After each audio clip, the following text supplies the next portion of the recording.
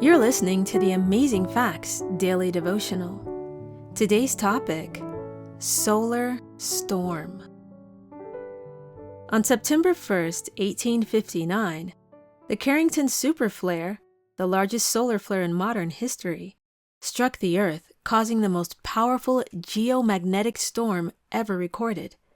It caused the northern lights, aurora borealis, to shine so powerfully they were visible around the world, even from the Caribbean islands.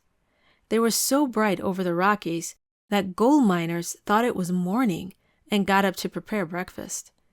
Between August 28th and September 2nd, 1859, many sunspots and solar flares were observed in the sun. British astronomer Richard Carrington observed an unusually large flare just before noon on September 1st. This storm, also called the 1859 solar superstorm, caused the failure of telegraph lines across Europe and North America. Some operators even received a shock from the incident. Telegraph pylons literally threw sparks, and telegraph paper sometimes started on fire. There were some systems that continued to send and receive messages, though disconnected from power. By and large, the communication system on which millions depended was fried. A geomagnetic storm caused by a solar flare temporarily affects the Earth's magnetosphere.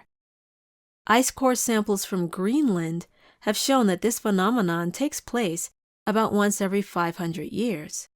Less severe storms have occurred in 1921 and 1960 and caused widespread radio disruption. In the fall of 2003, there were 17 major solar flares observed that resulted in an extreme radio blackout. It severely damaged the Japanese satellite and the WAAS system of the Federal Aviation Administration was offline for about 30 hours because of the storm. It is believed if a solar flare, like the 1859 storm, hit the world today, it would suddenly wipe out the internet and modern communications on a global scale. The Bible says this would not be the first time international communications broke down through a heavenly phenomenon. Some years after Noah's flood, mankind began to migrate to a plain and build a tower to make a name for ourselves, Genesis chapter 11 and verse 4.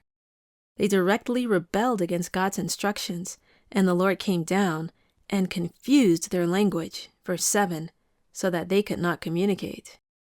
People were then scattered abroad, and the Tower of Babel was never completed. What towers of rebellion do we erect that cut off our communication with heaven? Our key Bible text today comes from Genesis chapter 11 and verse 1. And the whole earth was of one language and of one speech. Thank you for listening to the Amazing Facts Daily Devotional.